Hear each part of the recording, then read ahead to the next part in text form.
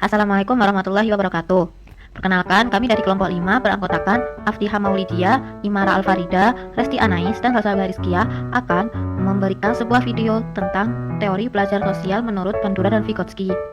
Poin-poin yang akan kami bahas yang pertama adalah bagaimana sih pendapat Bandura dan Vygotsky terkait teori belajar sosial.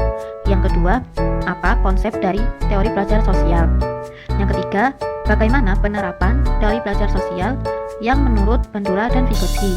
Yang terakhir, ada apa sih kelebihan dan kekurangan dari teori belajar sosial Bandura dan Vygotsky. Bentuk belajar sosial menurut Albert Bandura adalah individu mengolah sendiri pengetahuan atau informasi yang diperoleh dari pengamatan model di sekitar lingkungan. Individu mengatur dan menyusun semua informasi dalam kode-kode tertentu. Menurut Bandura pula, sebagian besar manusia belajar melalui pengamatan secara selektif dan mengingat tingkah laku orang lain. Menurut Lesi Lulu 2018, proses belajar seperti ini adalah sangat efektif untuk meningkatkan pertumbuhan dan perkembangan individu, karena belajar adalah keseluruhan aktivitas manusia yang mencakup segala proses yang saling mempengaruhi. Lalu, asumsi awal memberi isi sudut pandang teoritis Bandura dalam teori pembelajaran sosial, yaitu yang pertama, pembelajaran pada hakikatnya berlangsung melalui proses peniruan atau imitation atau pemodelan atau modeling.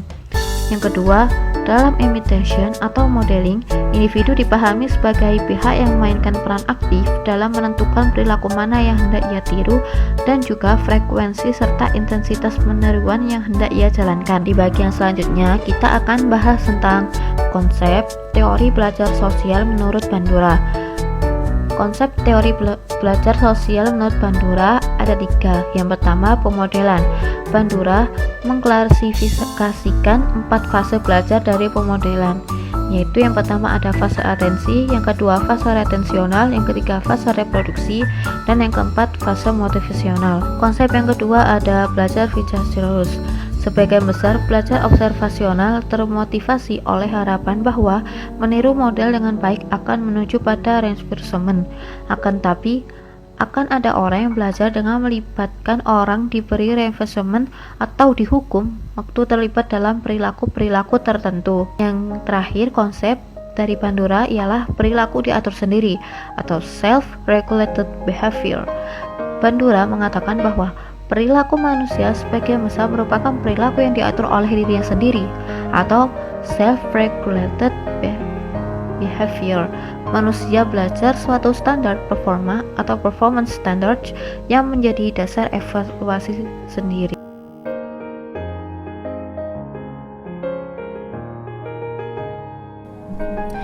Teori ini menegaskan bahwa intelijensi manusia berawal dari masyarakat, lingkungan, dan budayanya.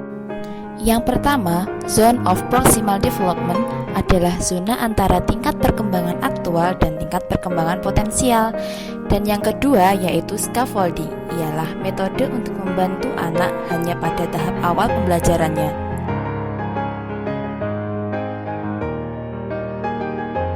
Yang pertama, intensionalitas, yaitu peserta didik tidak hanya berangan-angan mengenai masa depannya, namun intens membangun komitmen guna mewujudkan cita-cita.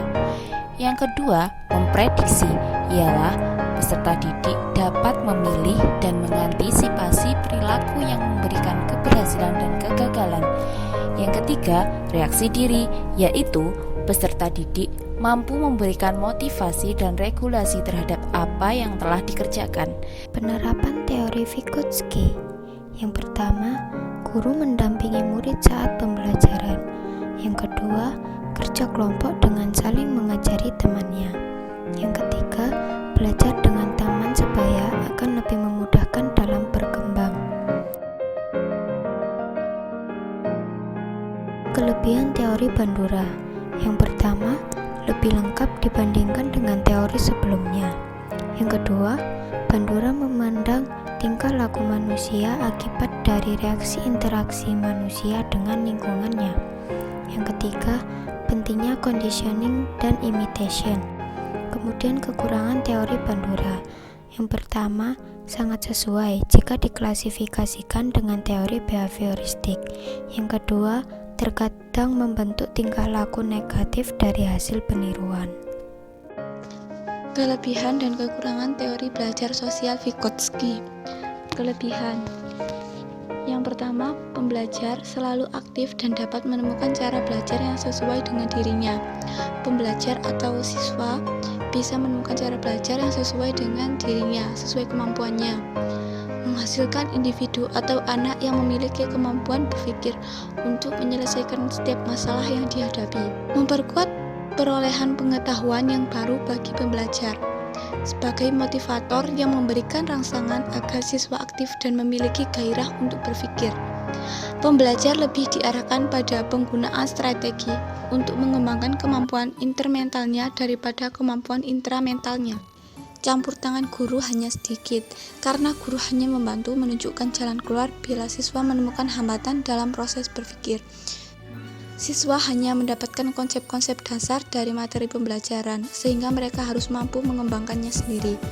Di sini siswa dituntut supaya bisa memikirkan, menyelesaikan materi pembelajaran dengan caranya sendiri. Pemberian teori dianggap kurang penting.